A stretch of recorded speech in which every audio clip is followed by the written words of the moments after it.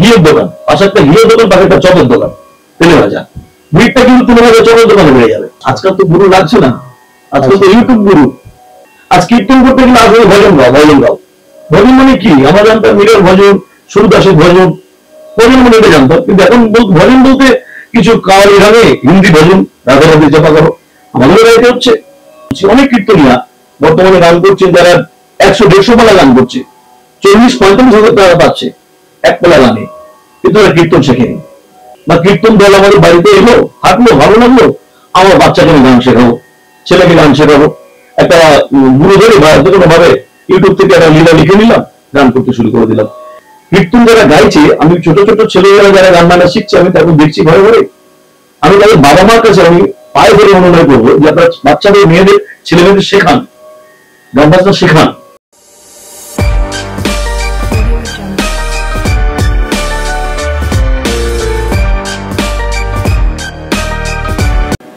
নমস্কার বন্ধুরা, সবাইকে স্বাগতম ক্যামেরা সত্যজিৎ পডকাস্ট চ্যানেলে। আমি সত্যজিৎ, আর আজকে আমাদের সাথে আছে বিশিষ্ট অতিথি, আমার প্রিয় দাদা, বিশিষ্ট কীর্তনিয়া দীনকৃষ্ণ পুরকাইত মহাশয়। তাকে অসংখ্য ধন্যবাদ তার অমূল্য সময় দেওয়ার জন্য। প্রথমেই জানতে চাইবো, দীনকৃষ্ণদা আপনি কেমন আছেন? নমস্কার, সর্বাগ্রে বলি আজকে গণেশ চতুর্থী, কৃষ্ণ কলঙ্কিনী ব্রত সকল দর্শক শ্রোতা ভক্তবৃন্দকে আমার আন্তরিক শুভেচ্ছা, অভিনন্দন ও প্রণাম। এবার আমি বলবো ভালো আছি, আর আমার সঙ্গে দর্শক বন্ধুরা শ্রোতা আপনারা সবাই ভালো আছেন আশা করবো। অসংখ্য ধন্যবাদ দাদাকে আমাদের স্টুডিওতে আসার জন্য। আমাদের প্রথম প্রশ্ন দাদার কাছে, দীনদার কাছে, এই কীর্তন জগতে কিভাবে আসা, কিভাবে মনে হলো যে আমি কীর্তনটাকেই বেছে নেব? আসলে কীর্তন আমাদের বাংলার প্রাণ, বাঙালির একটা ঐতিহ্যবাহী সংস্কৃতি। এর মধ্যে আমাদের অনেক প্রাচীন ঐতিহ্য লুকিয়ে আছে, আর মানুষের প্রাণকে স্পর্শ করতে পারে কীর্তন একটা গান। আমাদের বাংলার সংস্কৃতির মধ্যে অনেক সঙ্গীত রয়েছে, কিন্তু কীর্তন একটা আলাদা সঙ্গীত। এখানে আমার এখানে জড়িয়ে আসার পিছনে অনেকগুলো কারণ, তার মধ্যে বিশেষ কারণ হচ্ছে আমার ফ্যামিলিগত ব্যাপার আছে। আমার দাদু কীর্তন করতেন আগে, ডাকনাম, আগেকার দিনে ডাকনাম চলতো। তারপরে আমার বাবা সঙ্গীতের সঙ্গে দীর্ঘদিন যুক্ত, বাবা চিতপুর যাত্রা দলে উনি আবহাওয়া সঙ্গীতে ছিলেন। তারপর থেকে আমাদের কীর্তন জগতে আসা, মানে সেই সঙ্গীতের ধারাটা আমাদের রয়ে গেছে। দাদা, খুব জানতে ইচ্ছা করছে, এই কীর্তনের প্রথম আপনি যে শিখেছিলেন, কবে থেকে শুরু করেছিলেন আপনি কীর্তনটা, যে এই জায়গাটা কীর্তন পেয়েছেন, কীর্তনে আসলে আপনাকে মানুষের মধ্যে যে পদাবলী কীর্তন ছড়িয়ে দিতে হবে, এটা কোথায় প্রথম আসলে আপনার সম্ভব হয়েছিল? এটা আমি অনেক ছোটবেলা থেকে শুরু করেছি, একদম তখন ছোট, ক্লাস 7-এ পড়ি, 97 থেকে কীর্তন আমার শিক্ষা। 98 এক বছর পর থেকে কীর্তন আসলে গাইতে শুরু করলাম, খুব ছোটবেলা থেকে দীর্ঘদিন এখন প্রায় কীর্তন চলছে সেইভাবে। আপনি তো 97 সালে কীর্তন শুরু করেছিলেন, আপনার প্রথম আসর কোথায়, কি অভিজ্ঞতা তার? প্রথম আসর আমি গান করেছিলাম, তখন তো অনেক ছোট, আমার মনে আছে আমি গান করতে গেছিলাম কিসমত গোয়ালবেড়িয়া, গোচল থেকে একটু ইয়েতে হয়, কিসমত গোয়ালবেড়িয়া, একটা রাস পূর্ণিমা উপলক্ষে একদিনের বাড়ি থেকে, 24 পরগনার মধ্যে। হ্যাঁ, 24 পরগনার মধ্যেই। তো ওখানে গান ছিল, ওখানে গান করলাম আমি। ওইটা আমার জীবনে প্রথম বাইরে, মানে কীর্তন করতে যাওয়ার প্রথম আসরটাই একদম। দাদা, তখন তো ছিল 97 সাল, তো এটা জানতে ইচ্ছা করছে তখন অর্থটা কি ছিল? তখন তো অর্থের দামই খুবই নিম্ন, তখন অর্থটা কত ছিল, মানে কেমন পয়সা নিয়েছিলেন? হ্যাঁ, তখন তো সূচনা আমাদের গানের, তো টাকা কত বলে একটা মজার ঘটনা আছে এখানে। অবশ্যই। আমি এখানে গেলাম গান করতে, তো আমার বাবার সাথে, বাবাই তখন দল পরিচালনা করতো, বাবার সাথেই কন্ট্যাক্ট ছিল। আর তখন 200 টাকা অটো ভাড়া করে আমরা গেছিলাম, 200 টাকা অটো ভাড়া। তো আমাদের সঙ্গে সম্প্রদায় নিয়ে গেলাম, যারা অনেক ছিল আমাদের সব পুরনো সম্প্রদায়, গান করতে গেলাম। এর মাঝখানে একজন ছিলেন আমাদের, যিনি আমাদের বোকা, দালালের মাধ্যমে গানটা প্রথম ওখানে পেলাম। গান করতে গেলাম, গান হয়ে গেল, দালাল আমাদের বললেন যে গান ভালো হয়েছে, তোরা বাড়ি চলে যাও, টাকা আমি কালকে বাড়িতে নিয়ে যাবো। করতাল দাদা, করতাল দাদা, মানে যেটা করতাল বাজানো হয়, নাম রাখতে আসলে নাম রাখতে হবে, তো করতাল পাবে তো বাজাবো। আমাদের করতালটা নিল, আপনি আসলে নাম রাখতে শুরু করলো। আমরা কোনোভাবে খাওয়া দাওয়া করলাম, টাকা চাইতে গেলাম, বলছে টাকা কালকে বাড়ি পৌঁছে যাবে, টাকাটা চিন্তা করতে হবে না, তুমি বাড়ি চলে যাও। বাড়ি চলে এলাম, টাকাও এলো না, আর সে করতালটাও এলো না। ওটা গানও হলো, করতালটাও গেল, টাকাও পাওয়া গেল না। তাহলে দাদা এটা তো বোঝা গেল আপনি কীর্তন প্রথম আসরে কীর্তন করে কিছুই পেলেন না, দিয়ে দিতে হলো। তাহলে দাদা পরবর্তী প্রশ্নে যাওয়া যাক। আপনার কীর্তন জীবনে প্রথম গুরুদেব কে? আমার কীর্তন জীবনে প্রথম গুরুদেব আমার কাছেই বাড়ি, শ্রদ্ধেয় জহর মান্না মহাশয়। ওনার কাছে প্রথম 2 বছর কীর্তন শিখেছিলাম। তার পরবর্তীকালে আমি কীর্তন শিখতে গেলাম। আমার গুরুদেব শ্রদ্ধেয় রাধাপদ ঘোষ মহাশয়, মানে তিনি একাধারে গুরু, একাধারে তিনি পিতাই। তখন কি কিছু অর্থ দিয়ে করতে হতো শিক্ষা? এটা বললে খুবই ভুল হবে, কারণ অর্থ দেওয়ার মতো তখন তেমন ক্ষমতা আমার ছিল না। আচ্ছা আচ্ছা। তো আমার ভাগ্যে খুব গুরু কৃপাটা ছিল, যার জন্য আমি যার কাছে গান শিখতে গেছি, কোনোদিন স্কুল টিচার থেকে আর কীর্তনের বা আমি গান বাজনা যে কোনো সঙ্গীত গুরুর কাছে গেছি, আমার কাছে কখনো কেউ টাকা চাইনি, এবং আমি যতটুকু পেরেতে দিয়েছি সবাই আমাকে ততটুকু নিয়েছে, এবং তাতে আমার ভালোবাসা এবং আমাকে অনেক উজাড় করে দিয়েছেন।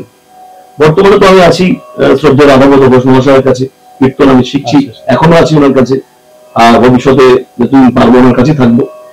উনি আমাকে নিজের ছেলের মতো স্নেহ দেন এবং প্রচুর ভাবে আমাকে সহযোগিতা করেছে। কীর্তনের আসার মূলে ওনার অবদান অবশ্যই কাজ। যেমন আমাদের দিকে পিতামাতা আছে, পিতামাতার কৃপা, পিতামাতার আশীর্বাদ, তাদের অনেক দান আছে, তবে আমি আগেই দিয়ে এসেছি। তবে আমার গুরুদেবদেরও কৃপা অনেক আছে। দাদা একটা কথা না বলে পারছি না, আজকালকার দিনে তো গুরুদেব তো শ্রদ্ধাই করে না, জাস্ট পয়সা দিতে হয়, দিল, দিয়ে গানটা শিখে নিয়ে চলে আসে। আজকাল তো গুরু লাগছে না, আজকাল তো ইউটিউব গুরু। তো গুরু সম্মানটা কে করবে? গুরু গুরু করলে তো গুরু হতে থাকবে। একদম একদম, আপনি যা বলেছেন, এখন তো ইউটিউবের মাধ্যমেই সবকিছু পেয়ে যাচ্ছে। একদম একদম, তাই গুরুর প্রতি আর শ্রদ্ধা নেই, এখন ইউটিউব থেকে হয়ে যাচ্ছে। তা নতুন প্রজন্মকে কি বার্তা দিতে চাইছেন আপনি? নতুন প্রজন্মকে সর্বাগ্রে আমি বলবো, কীর্তন শিখুন। কীর্তন শেখাটা খুব দরকার, কীর্তন শেখার খুব প্রয়োজন। কীর্তনটা কঠিন সাবজেক্ট, যেটা আমাদের ক্লাস 1 থেকে মাধ্যমিক পর্যন্ত রাখা হয়নি। উচ্চ মাধ্যমিক থেকে কীর্তন বাংলা সাহিত্যে দেওয়া হয়েছে। কীর্তনটা খুব কঠিন ব্যাপার, কিন্তু সেটা মানুষের কাছে আমরা সহজ করে প্রচার করি তাই, কিন্তু কীর্তনটা শেখা দরকার। নতুন প্রজন্ম প্রায় দেখছি, বেশিরভাগ সময় নয়, কীর্তন শিখছে না। কীর্তন শেখার একটা দরকার আছে। ভালো কীর্তন না শিখলে কি হয়, আমার নিজের জানা থেকে বলছি, অভিজ্ঞতা থেকে বলছি, অনেক কীর্তনীয়া বর্তমানে গান করছেন, যারা 100-150 বেলা গান করছে, 40-45 হাজার টাকা পাচ্ছে এক বেলা গানে, কিন্তু তারা কীর্তন শেখেনি। একটা গল্প মুখস্থ করে নিল, মহাভারত মুখস্থ করে নিল, রামায়ণ মুখস্থ করে নিল, বলে দিল, কিন্তু কীর্তনটা কি জিনিস সেই লেখাটাকে বলছে। আসলে বলছে কীর্তন কি রতন, নিজেও একবার অনুভব করতে পারবো না যে কীর্তন কি রতন। মানে আমি সবাইকে এটা বলতে চাইছি যে কীর্তনটা শেখার জিনিস, কীর্তন শিখে গাইতে হবে। নতুন প্রজন্মকে আমার এটাই নিবেদন, মানে অনুরোধ করবো আমি সবাইকে, কিছুদিন অন্তত কীর্তন শেখাও। তারপরে আমার আরেকটা কথা আছে, কীর্তন যারা গাইছে, আমি ছোট ছোট ছেলেমেয়েরা যারা গান বাজনা শিখছে, আমি তাকে দেখছি ঘরে ঘরে, আমি তাদের বাবা মার কাছে আমি পায়ে ধরে অনুনয় করবো যে আপনার বাচ্চাদের, মেয়েদের, ছেলেমেয়েদের শেখান, গান বাজনা শেখান। আমি তো দেখছি কীর্তনীরা কীর্তন গাইছে বা কীর্তন দল আমাদের বাড়িতে এলো, হাঁটলো, ভালো লাগলো, আমার বাচ্চাকে আমি গান শেখাবো, ছেলেকে গান শেখাবো। একটা গুরু ধরে বা যে কোনো ভাবে ইউটিউব থেকে একটা লীলা লিখে নিলাম, গান করতে শুরু করে দিলাম। কিন্তু কোনো বাচ্চাটা কোনো ভাগ্য নেই। কিন্তু আমি শুধু এটুকু বলবো গার্জিয়ানদের কাছে, যে আপনার বাচ্চা গান শেখাচ্ছেন, কীর্তন শেখাচ্ছেন, আপনি নিজেই তার ভবিষ্যৎ নষ্ট করছেন। কীর্তনটা অন্তত মিনিমাম 2-5 বছর ভালো করে শেখান, তারপরে আসলে নিয়ে যান। কীর্তন যে কত বড় একটা জগৎ, সারা জীবন কীর্তন শিখে শেষ করা যাবে না। যারা ভালো করে ঢুকেছে বলে তারা বুঝতে পারবে, সারাটা জীবন এই কীর্তন শিখে শেষ করতে পারবে না। এত বড় বিষয় এর মধ্যে আছে, অনেক শেখার আছে, অনেক। এই জন্য বলবো কীর্তন শেখাটা খুব দরকার আছে, এবং প্রত্যেক অভিভাবককে বলবো যে বাচ্চাদের গান শেখান, কীর্তন শেখান। তার থেকে বড় প্রয়োজন সেটা হলো কীর্তন গান শেখানোর আগে অন্তত কম করে 2 থেকে 4 বছর ক্লাসিক্যাল শেখানো দরকার আছে। গলাটা তৈরি করা খুব প্রয়োজন আছে। অনেক কারণে দেখি আসলে তারা গলা রেডি নেই, গাওয়াতে পারে না, ভালো করে গাইতে পারে না, স্বর পরিষ্কার হয়নি, কীর্তন গাইছে। এই আমি খুব অবাক হয়ে যাই। আসলে ব্যাপারটা কি বলতো, ব্যাপারটা হচ্ছে দেখা যাচ্ছে যেটা বর্তমানে কীর্তন না জেনে লক্ষ লক্ষ টাকা ইনকাম করছে, 100-150 বেলা গান হচ্ছে। আমার তো জানা, আমি দেখেছি অনেক কীর্তনীয়াকে যারা অনেক টাকা ইনকাম করে, অনেক গান করে, ভালো করে সন্তানটা গাইতে পারে না।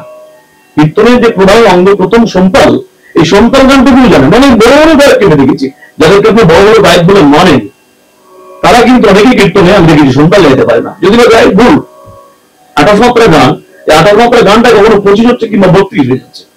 এটা খুব লজ্জাজনক ব্যাপার। আচ্ছা দীনবাবু, আপনার কোথা থেকে মনে হচ্ছে না যে পদাবলী যে কীর্তন প্রকৃত, সেই পদাবলী কীর্তন আমরা হারিয়ে ফেলছি? বিশেষ করে দক্ষিণ চব্বিশ পরগনা।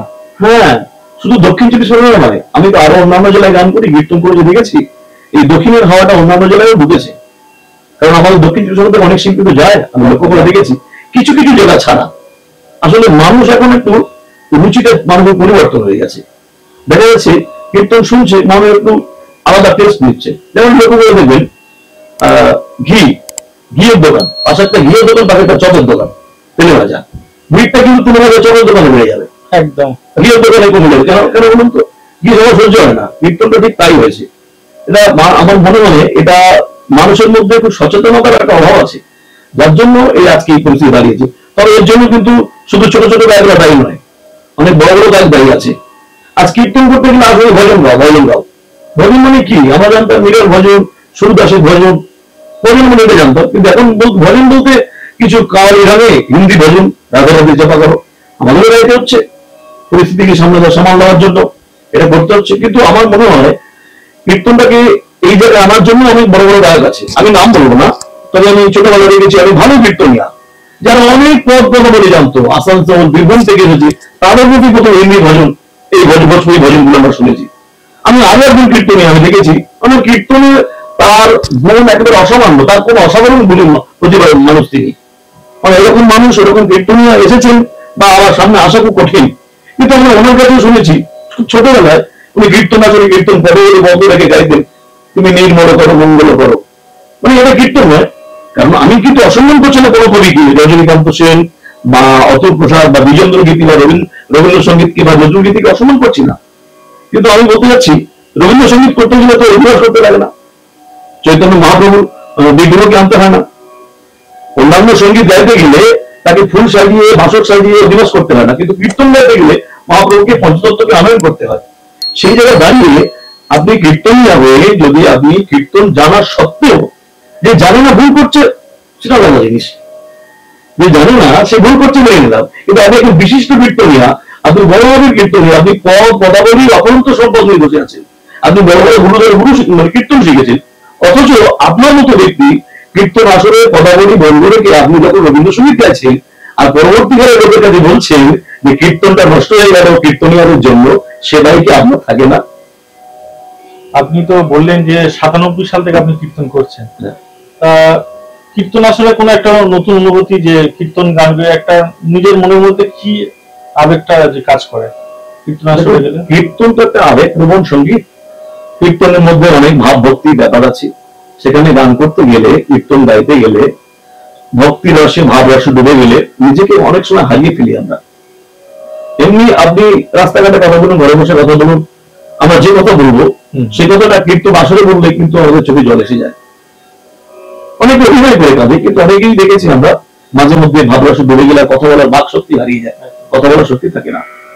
সেরকম অনেক পরিবেশ তৈরি হয়, শ্রোতারা সামনে থাকে, তো শ্রোতারা অনেক শ্রোতাদের তৈরি দেখেছে যারা কীর্তন খুব মনোগ্রাহী হয়ে শুনি, এটা শ্রোতাদের অবদান আছে। কীর্তন গাইতে গেলে যেমন বক্তা ভালো প্রয়োজন আছে, খুব ভালো শ্রোতারও দরকার আছে, ভালো ভক্ত সামনে দরকার আছে, তবে কীর্তনের পরিবেশ আলাদা তৈরি হয়। তাহলে দাদাকে আজকে তো আমরা পেয়ে গেছি গণেশ চতুর্থীর দিনে, তা দাদার কাছে আমরা কিছু গান শুনবো। আমার দর্শকরা আধির অগ্রে অপেক্ষা করছে একটা গান শোনানোর জন্য। দাদা আপনার পছন্দের একটা গান আমাদের শোনান।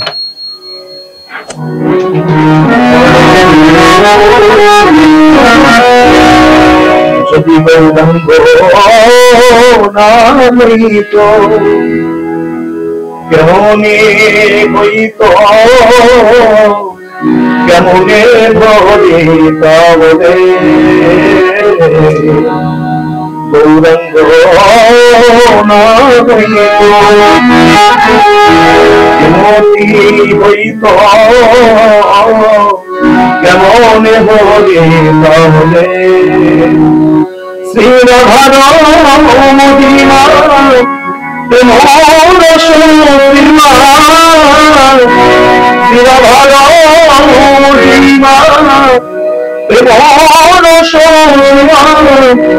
জগতে জানব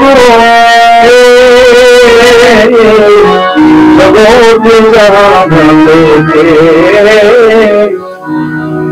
কোন গৌরী যদি না হইত তবে রাধার মহিমা কি জানাতো প্রাণ গৌর যদি না হইত রাধার মহিমা কি জানাতো গৌর যদি না হইত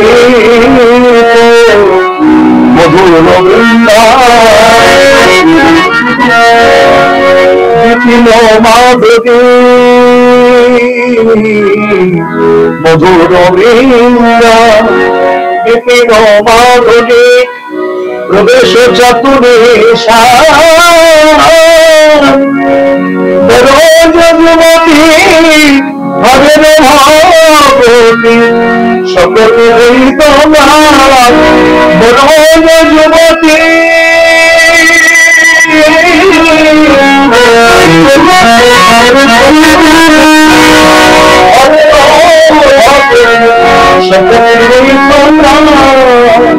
তোমরা দেখো পুনঃ পুনঃ শ্রী গৌরাঙ্গে দেখুন সরল করিলাম ভাব সাগরে আমার দয়া নাকি দেখি এক গৌরাঙ্গ বলিয়া নাগে গৌরিয়া কেমনে বললাম বাসন দিয়া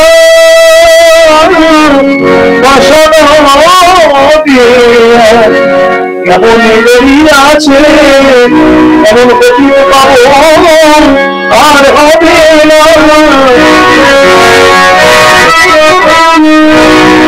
পায়ে ধরে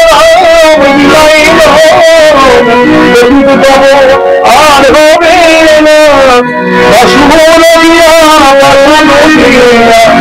কেমন বেরিয়াছে।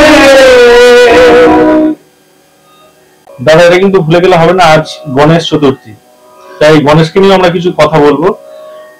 প্রথম প্রশ্ন দাদা, গণেশের জন্ম হয়েছিল কিভাবে? এটা আমাদের দর্শকের খুব জানার ইচ্ছা, আমাদেরও জানার ইচ্ছা। শুধু গণেশ চতুর্থী আমরা জানি, কিন্তু আজকে আরেকটা বিশেষ তিথি, সেটা হলো কৃষ্ণ কলঙ্কিনী ব্রত। ও আচ্ছা আচ্ছা, এটা একটা বিশেষ তিথি, বছরের দিনটা আসে একসঙ্গে। গণেশ চতুর্থী, গণেশ জীব তো আমরা সবাই পূজা করবো, সেবা করবো, এটা আমাদের সনাতন ধর্ম মানুষের খুব প্রয়োজন। গণেশ যে জন্ম তো আমরা অনেকেই জানি, পুরানো মতো ভাবে জেনেছি। দুই রকম আমরা জানতে পারি, দুই তিন রকম আছে। এখানে গণেশজিকে বলা হয়েছে তিনি সিদ্ধি বিনায়ক, ঋদ্ধি বিনায়ক, তিনি সিদ্ধিদাতা, তার সর্বাগ্রের স্থান। গণেশের জন্ম আমরা ব্রহ্মবৈবর্ত পুরাণ থেকে যদি দেখি, আমরা সেখানে জানতে পারি মাতা পার্বতী ও শিবজি ভগবান বিষ্ণু আরাধনা করলেন সন্তান পাওয়ার জন্য, সন্তান লাভের আশায়। ভগবান নিজে এসে এই সন্তান দান করলেন।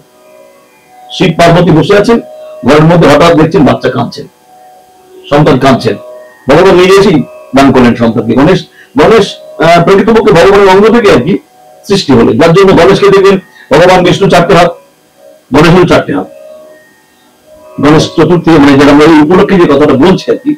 তো গণেশের জন্ম আমরা দেখেছি ভাবে, আরো অনেক জায়গায় দেখেছি দেবতারা অসুরদের দমন করার জন্য শিবের সহায়তা চাইলেন। শিবজি নিজের অঙ্গ থেকে ময়লা, গায়ের ময়লা থেকে সৃষ্টি করলেন গণেশকে। আবার জানা যায় আসলে শিবজি আর মাতা পার্বতী হাতির উপরে মানে গজরাজের উপরে বিয়ে করছেন, ওখানেও বলা হয়েছে একটি সন্তানের জন্ম হয়েছে ওখানে, যার নাম গজানন। আচ্ছা দাদা, খুব জানতে ইচ্ছা করছে যে গণেশ চতুর্থীর দিন মানে পূজার দিন চাঁদ দেখতে নেই কেন? এটা একটা সুন্দর মজার গল্প আছে বা একটা কাহিনী আছে। আমরা জানি শিব মানে দেবতাদের, সমস্ত দেবতাদের সবাই শিবজি আছেন, গণেশ, কার্তিক, অন্যান্য দেবদেবী, চন্দ্র, বরুণ, অগ্নি সবাই আছেন। সেই সময় নারদ ঋষি একটি ফল, দিব্য ফল এনে শিবজিকে উপহার দিলেন।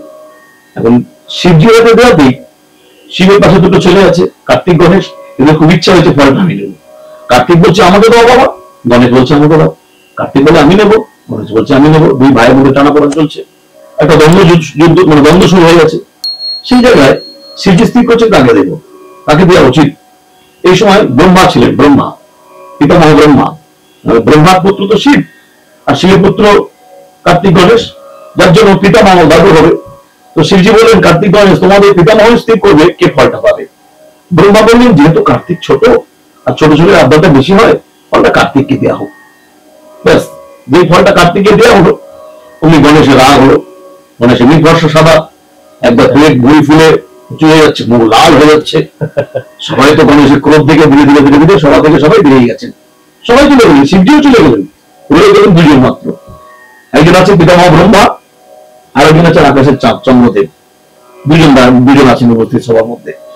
তো ব্রহ্মার উপরে রাগ হচ্ছে। ব্রহ্মা তো পিতামহ, নাতি দাদুর উপর রাগ করতে পারে। অনেক সময় ছোট ছোট ছেলে নাতিরা একটু দাদুর গায়ে ঘুষি মারে না, বা কাছাকাছি গিয়ে দাদু দাদু দাদু এটা হয় আর কি, দাদুর উপর কেউ মানে গর্বিত হয়ে আছে, মুখটা ফুলিয়ে আছে। এইরকম রূপ দেখে চন্দ্রদেব হেসে ফেলেছেন। চন্দ্রদেব এই গণেশের মূর্তি দেখে হেসে ফেলেছেন, ওই রূপটা দেখে। সঙ্গে সঙ্গেই অনেক সময় দেখবেন দুজনের কথা চলছে, দুজনের কথা চলছে, দুজনের রাগারাগি চলছে, মাঝখানে অন্য একজন ঢুকে গেল, আর অন্যজন যে ঢুকে গেল না, এই দুজনের রাগের ভাগটা গিয়ে ওর উপর পড়ে গেল। এটা হয়। এই জন্য দুজন যখন কথা বলে বা দুজন যখন কোনো কিছু হয়, তার মাঝখানে ঢোকা উচিত নয়, ওর মাঝখানে না গেলে উচিত নয়। তাহলে কিন্তু ওদের কোপটা ওই তৃতীয় ব্যক্তির উপর পড়ে যাবে। আজকে গণেশের ঘটনাটা কি হলো, গণেশ রেগে গিয়ে ওই চন্দ্রদেবকে অভিশাপ দিল, চন্দ্র তুমি আমাদের দিকে হাসলে, আমার এই রূপ দেখে, তোমার সৌন্দর্য বলে তুমি আমাকে দেখে আসছো, ঠিক আছে, আমি তোমাকে অভিশাপ দিচ্ছি, আজকে থেকে যে তোমার মুখ দেখবে, আজকে থেকে যে তোমার মুখ দেখবে, তার পৃথিবীতে কোনো কাজ না করলেও তাকে কলঙ্কের ভার গ্রহণ করতে হবে, এই কলঙ্কিত হতে হবে। কলঙ্ক, এখন এই কলঙ্ক অভিশাপ পেয়েছে গণেশের, ওই চন্দ্রদেবের মুখ দেখলেই তার কলঙ্ক হবে। মানে কিছু করুন আর না করুন, কালই আপনাকে মারতে হবে। অনেক সময় অনেক মানুষ অনেক কিছু না করেও তাকে বদনাম নিতে হয়, কলঙ্ক মারতে হয়। এটা কিন্তু একটা কারণ, যার জন্য এরা চন্দ্রদেবের দিকে দেখেও দেখাচ্ছে না। চন্দ্রদেব ঘরে গিয়েছে, চন্দ্রদেবের 27টা স্ত্রী, 27 জন কেউ মুখের দিকে দেখছে না। দেবতাদের সবাই গিয়েছে, সবাই মাথা নিচু করে আছে। ইন্দ্রদেবের কাছে গিয়েছে, হে মহারাজ, স্বর্গের রাজা ইন্দ্র আপনি বলুন, চন্দ্র ইন্দ্র বন্ধুত্ব, চন্দ্র ইন্দ্র বন্ধু, যে আপনি বলুন কি করবো। ইন্দ্রদেবের কাছে গিয়েছে, চন্দ্রকে দেখে ইন্দ্র মাথা নিচু করেছে। ইন্দ্র মাথা নিচু করে কথা বলছে না, তাহলে উপায় কি? এইভাবে কি সবাই আমার দিকে মাথা নিচু করে দেবে, আমার মুখকে দেখবে না? কি হবে উপায়? ব্রহ্মার কাছে চলে গেলেন। ব্রহ্মাদেব বললেন, আমি কিছু করতে পারবো না, এটা যেতে হবে ওই গণেশের কাছে যেতে হবে। ব্যাস, গণেশের কাছে যাওয়া হলো। কে যাচ্ছে? চন্দ্র, ব্রহ্মা, ইন্দ্র। এই গণেশকে এই চন্দ্রকে নিয়ে যাচ্ছে গণেশের কাছে। নিয়ে যাচ্ছে, ও অভিশাপ দিয়েছে, যে গণেশ অভিশাপ দিয়েছিল যে তোমার দিকে কেউ দেখবে না, যে দেখবে তা কলঙ্ক হবে, সে গণেশের মাথা নিচু করছে। কারণ গণেশ দেখলে গণেশের কলঙ্ক হবে। অভিশাপ গণেশ দিয়েছে, কিন্তু গণেশের অভিশাপ তো গণেশ দিয়েছে, কত তো বলবে। তাহলে গণেশ যদি দেখে চন্দ্রের দিকে, তাহলে গণেশের কলঙ্ক হবে। গণেশ মাথা নিচু করে আছে। চন্দ্রদেব বলছে, গণেশজি আপনি বলুন কি হবে উপায়, আপনি আমাকে রক্ষা করুন, কি করা যেতে পারে। গণেশজি বলেন, তাহলে কি করতে হবে? তা এই অদর্শন, মানে চন্দ্রদেবকে মানুষ দেখবে না, জগৎ দেখবে না, অদর্শন, এটাকে 3 মাসের জন্য করে দেবো না 6 মাসের জন্য করে দেবো? চন্দ্রদেব তো আরো ভয়ভীত হলো, 3 মাস মানুষ আমার দিকে দেখবে না, 3 মাস জগৎ আমার দিকে দেখবে না, 6 মাস আমার দিকে দেখবে না, তাহলে তো সমস্যা আছে। অনেক রণবিনয় করলেন, কাকুতি মিনতি করলেন, শেষ পর্যন্ত চন্দ্রদেব বললেন যে আপনি একটা দিন আমার জন্য স্থির করুন, যে দিনটা আমার দিকে দেখলে মানুষের কলঙ্ক হবে, দেব দেবী জগতে যে আমার দিকে দেখবে তার কলঙ্ক হবে, একটা দিন স্থির করুন। সেদিন গণেশজি বললেন, ঠিক আছে, আমার এই গণেশ পূজার দিনে, গণেশ চতুর্থীর দিনে, এই দিনে, এই একদিনে যে চন্দ্রের দিকে দেখবে তার কলঙ্ক হবে। বাহ, খুব ভালো লাগলো আর জানতে পারলাম। আর আপনারা শুনেছেন তো, আজকে কিন্তু চাঁদ দেখতে নেই, দাদা তো তার বিস্তারিত বললো। অসংখ্য ধন্যবাদ দাদাকে আবারও, যে আর এই গণেশ চতুর্থীর দিনে এত সুন্দর সুন্দর অজানা কিছু তথ্য আমরা পাচ্ছি। আর আপনাদেরকেও বলি, আপনারা যারা বাড়িতে কীর্তন দিচ্ছেন বা পাড়ায় কীর্তন অনুষ্ঠান দিচ্ছেন, দাদা খুব একটা গুণী শিল্পী পদাবলীর। আমাদের এই নিচে নাম্বার দেওয়া আছে দাদার, আপনারা অবশ্যই যোগাযোগ করবেন। এবার একটু কীর্তনের দিকে আমরা যাব। দাদা এখন তো এবার আমরা কীর্তনের দিকে একটু যাই। পদাবলী কীর্তনে আমরা জানি যে অষ্টকালীন 8টা লীলা দিয়ে হয়। সাধারণত আমরা বেশি দেখি মুর্শিদাবাদ মালদার দিকে, অষ্টকালীন ছাড়া তো কোনো লীলাই হয় না। তো ওই অষ্টকালীনের 8টার যে নাম আছে, একটু আমাদের দর্শক জানতে চাই, আপনি যদি একটু বলেন। এটা তো অনেকেই জানেন, অষ্টকালীনের প্রথম লীলা রসদবার একদম সকাল 6টা থেকে, বেলা 9টা থেকে, যেটা দ্বিতীয় প্রহর, দিবা দ্বিতীয় প্রহর হবে গমন গোষ্ঠ, যেটা গোষ্ঠ যায় ভগবান শ্রীকৃষ্ণ শকাদি নিয়ে, রাখালদের নিয়ে, ধেনুবৎস নিয়ে। মধ্যাহ্নে সূর্য পূজা আছে, কোথাও কোথাও অন্নভিক্ষা লীলাও দেওয়া হয়। আচ্ছা আচ্ছা। মধ্যাহ্নে সূর্য পূজা, অষ্টকালে সূর্য পূজা মধ্যাহ্ন, একেবারে দুপুরে। আর 3টে থেকে, বিকেল 3টে থেকে হয় উত্তরগোষ্ঠ। উত্তরগোষ্ঠ এটা বিকেল 3টে থেকে। আর রূপগান হবে সন্ধ্যা 6টা থেকে। রূপ আর রাত্রি 9টা থেকে হবে আক্ষেপ, রূপ আক্ষেপ অনুরাগ। আক্ষেপ রাত 9টা থেকে হবে, রাসের আগে। আমরা অনেকে বলে থাকি রাসের আগে রূপ, রাসের আগে রূপ, কিন্তু রাসের আগে রূপ নয়। রাসের আগে হয় আক্ষেপ, তার আগে হয় রূপ, রূপের পরে আক্ষেপ, তারপর রাস। কোথাও কোথাও দেখা যাচ্ছে 3 বারে কীর্তন, সেখানে আগে উত্তরগোষ্ঠ করা হচ্ছে, তারপরে সন্ধ্যা থেকে 6টা থেকে রূপগান করা হচ্ছে, তারপর রাত্রে রাস, রাসের পরে অলস কুঞ্জভঙ্গ। এখন তো সন্ধ্যে 6টা, মানে এখন তাহলে আমরা কোন পালাটা হয় তাহলে? এই সময় সাধারণত হওয়া উচিত রূপগান। আমাদের দর্শককে যদি একটা রূপের কোন একটা পদ যদি আপনি শোনান। দেখুন, ভগবান শ্রীকৃষ্ণ গিয়েছেন বলি রসকালে শ্রীমতী রাধারানী জলার্মার ছল করে সখীদের সঙ্গে গিয়েছিলেন যমুনার কূলে। ভগবান শ্রীকৃষ্ণ দাঁড়িয়ে আছেন, তাকে দর্শন করলেন, দর্শন করে সখীদের কাছে বলছেন, সখীরে আজ তো আমি যমুনার কূলে গিয়েছিলাম, আমি এক অপূর্ব রূপের মানুষ দেখে এলাম। এখানে বৈষ্ণব কবি লেখা একটি পদ রয়েছে, ও মুখমণ্ডল শারদ শুভাকর তনুরুচি তরুণতমা, তনুরুচি তরুণতমা, আমি এখনই দেখে এলাম যমুনার কূলে কদম্ব তলে, আমি এখনই দেখে এলাম। ও মুখমণ্ডল জ্যোতি শারদ শুভাকর তনুরুচি তরুণতমাল। শ্রীমতী রাধারানী কৃষ্ণকে দর্শন করে এসেছেন বলি রসকালে যমুনার কূলে, আর সখীদের কাছে এসে বলছেন ও মুখমণ্ডল। আমরা যদি কোনো মানুষকে দেখি কথা বলি তখন বলি সে মুখ, সেই লোকটা দাঁড়িয়ে আছে বা ওই লোকটা, কিন্তু কাউকে দেখে এসেছিস আমার সামনে নেই, তখন আমরা তাকে বলি সেই লোক বা ওই লোক। আর যে আমার সামনে দাঁড়িয়ে আছে তাকে আমরা কি বলবো? ওই লোক। তার রাধারানী দেখে এসেছেন, সখীদেরকে যে বর্ণনা করছেন, তখনও বলছেন ও মুখ, যেন শ্রীকৃষ্ণ ভগবান শ্রীকৃষ্ণ শ্রীমতী রাধারানীর সম্মুখে এখনো দাঁড়িয়ে আছেন। তাই রাধারানী বলছেন ও মুখমণ্ডল, মুখমণ্ডল জিত শারদ শুভাকর। জিত মানে জয় করলেন, শারদ মানে শরৎকাল, শুভাকর মানে চাঁদ। শরৎকালের চন্দ্রের যে জ্যোতি, সেই শরৎকালের চন্দ্রকেও হার মানিয়েছে ভগবান শ্রীকৃষ্ণের মুখমণ্ডলের জ্যোতি। অসংখ্য ধন্যবাদ দাদা, আজ এই দিনে আমাদের সাথে সময় দেওয়ার জন্য আপনাকে অসংখ্য ধন্যবাদ। আপনাদের channel camera Satyajit podcast channel, সকলকে আপনাদের সমস্ত ইউনিটকে আমার আন্তরিক শুভেচ্ছা, অভিনন্দন, এবং সমস্ত দর্শক শ্রোতা ভক্তবৃন্দ যারা আমার সঙ্গে ছিলেন আছেন, তাদের সকলকে আমার আন্তরিক শুভেচ্ছা, প্রণাম, অসংখ্য ধন্যবাদ সকলকে। আপনারা সবাই ভালো থাকুন, সকলকে আমার অভিনন্দন। মনে রাখবেন, নামই পরম ব্রহ্ম, নাম ছাড়া গতি নেই। সবাই আপনারা দিন রাতে স্মরণ করবেন হরে কৃষ্ণ কৃষ্ণ কৃষ্ণ হরে হরে, হরে রাম রাম রাম হরে হরে।